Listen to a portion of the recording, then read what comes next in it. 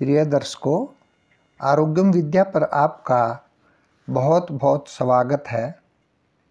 आज हम गहन आत्म तत्व से जुड़ी हुई एक कथा का वृत्तांत आपके समक्ष करेंगे। एक बार मिथिला नामक देश में प्रतापी राजा जनक राज्य करते थे। धार्मिक प्रवृत्ति होने के कारण वे ऋषि मुनियों से घिरे रहते थे। प्राय उनके दरबार में शास्त्रार्थ होना निश्चित रहता था। एक बार राजा जनक को एक सौपन आया जब वे अपने महल में सो रहे थे। वे अपनी सेना को लेकर जंगल में शिकार करने गए और शिकार करने के प्रयास में ही किसी पशु का पीछा करते करते रास्ता भटक गए और अकेले पड़ गए।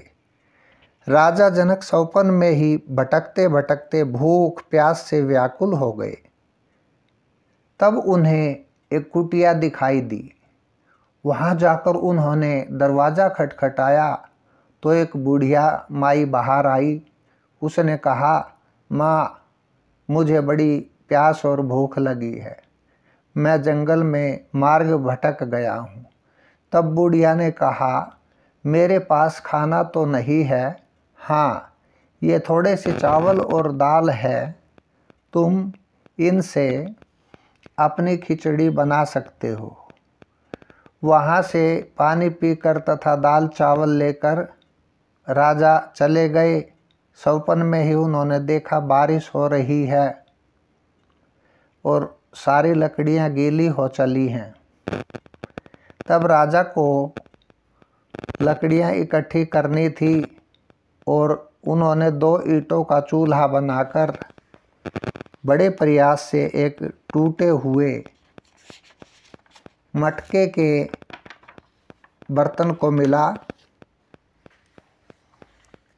जिसको उसने उस ईंटों से बने चूल्हे पर रख कर अपनी खिचड़ी उसमें पानी डालकर बनानी शुरू की। आग जलाते समय धुआं राजा की आंखों में जा रहा है। उन्हें बड़ा कष्ट हो रहा है। आखिरकार जनक ने कच्ची पक्की खिचड़ी बनाकर बड़े प्रयास से एक बड़े केले के पत्ते पर ठंडी होने के लिए डाल दी।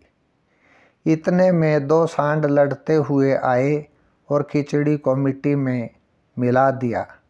राजा को सौपन में ही इतना दुख हुआ कि उनकी आँखों से आंसू टपकने लगे। इस प्रकार राजा की आँखें खुलने पर उन्हें बड़ा आश्चर्य हुआ। वे महल से ही अपने बिस्तर पर लेटे हुए थे। दासियां चंवर डुला रही थी, लेकिन राजा को रात भर नींद नहीं आई। तो वे सुबह बड़ी बेचैनी के साथ उठे, क्योंकि नींद न आने पर अक्सर ऐसा ही होता है। उन्हें समझ नहीं आ रहा था कि रात को जो घटना सौपन में देखी वह सत्य थी या अब वे राजा हैं यह सत्य है। उसने इन दोनों प्रश्नों को लेकर दरबार में बुनियादी करवा दी कि जो भी उसके दोनों प्रश्नों के उत्तर देगा उसे वे अपना आधा राज्य देंगे। लेकिन अगर प्रश्नों का उत्तर नहीं दे पाए तो उन्हें राजा के प्रश्नों का उत्तर पाने तक कैद में रहना पड़ेगा। इस प्रयास में अष्टावक्र के पिता भी राजा जनक की जेल में कैद हो गए और अनेक मंडलेश्वर भी। इस प्रकार 12 वर्ष बीत गए। अष्टावक्र के राजा जनक के जीवन में आने की घटना। अष्टावक्र के पिता कहोड़ और उनकी माता अरुणी ऋषि के आश्रम में पढ़ते थे। वहीं आपस में उनका प्रेम हो गया और उन्होंने विवाह कर लिया। इस प्रकार कहोड़ अपनी पत्नी को शास्त्रों का ज्ञान सुनाया करते थे। तभी अष्टावक्र माता के गर्भ से ही बोल पड़े। जैसे ही उनके पिता ने एक श्लोक को गलत उच्चारण किया। अष्टावक्र ने उन्हें टोका कि तुम गलत बोल रहे हो। इस पर क्रोध में आकर अष्टावक्र के पिता ने उन्हें श्राप दे दिया कि तुम 8 जगह से टेढ़े मेढ़े हो जाओ। इसीलिए उनको अष्टावक्र कहा जाता था। राजा जनक को ज्ञान। एक दिन अष्टावक्र बच्चों के साथ खेलने जाने लगे तो उन बच्चों ने कैदी का लड़का कहकर अपने साथ खिलाने से मना कर दिया। तब अष्टावक्र घर आए और माँ से पूछा, मेरे पिता कहाँ हैं? उनकी माँ ने पहले की तरह जवाब दिया, वे पैसे कमाने बाहर गए हैं। लेकिन लड़के ने जिद पकड़ ली और कहा, वे 12 वर्ष से राजा जनक की कैद में हैं। तब माँ के मना करने पर भी उन्होंने अपने पिता को कैद से छुड़ाने की जिद ठान ली। जब वे दरबार में गए तो पहरेदारों ने उसे टोका, लड़के कहाँ जा रहे हो? उसने कहा, राजा जनक के प्रश्नों का उत्तर देने जा रहा हूँ। तब उन्होंने मना करते हुए कहा, यह तुम्हारे वश की बात नहीं।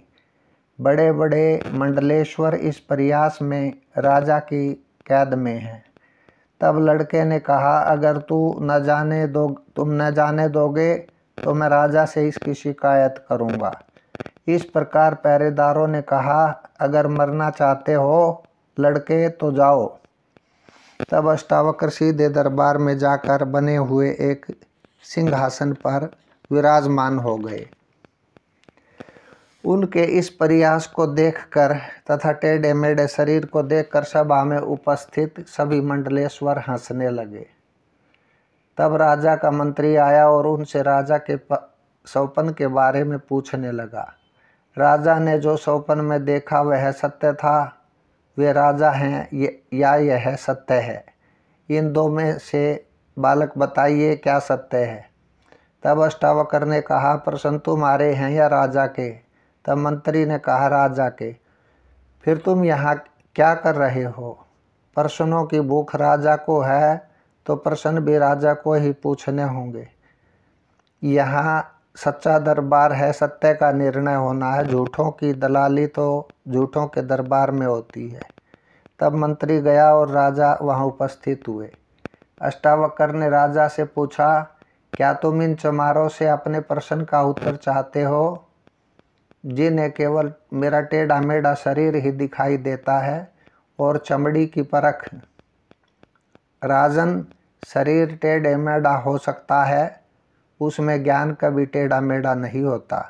गन्ना टेढ़ा मेढ़ा हो सकता है लेकिन उसमें रस कभी टेढ़ा मेढ़ा नहीं होता। नदी टेढ़ी मेढ़ी हो सकती है लेकिन उसमें जल कभी टेढ़ा नहीं होता।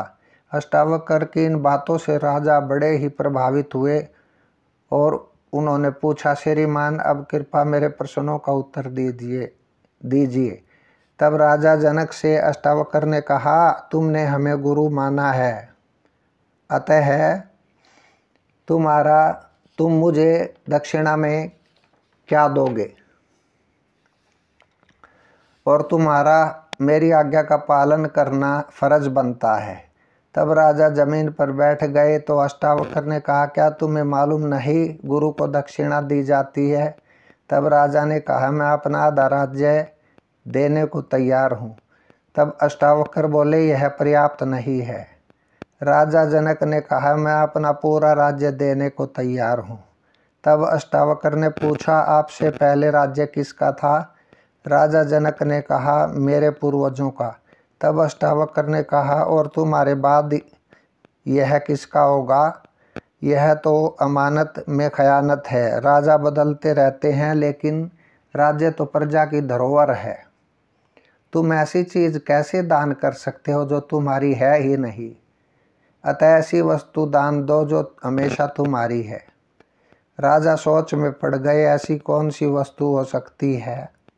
और वे अष्टावक्र के चरणों में गिर पड़े और बोले, महाराज मुझे नहीं पता, मैं अपना सब कुछ आपको समर्पित करता हूँ। तब अष्टावक्र ने राजा को समझाया, राजन जो आपने रात को स्वप्न देखा था वह तो असत्य था ही, और अब तुम संसार की मोह निद्रा में सो रहे हो और अपने आप को राजा मान रहे हो, यह भी असत्य है।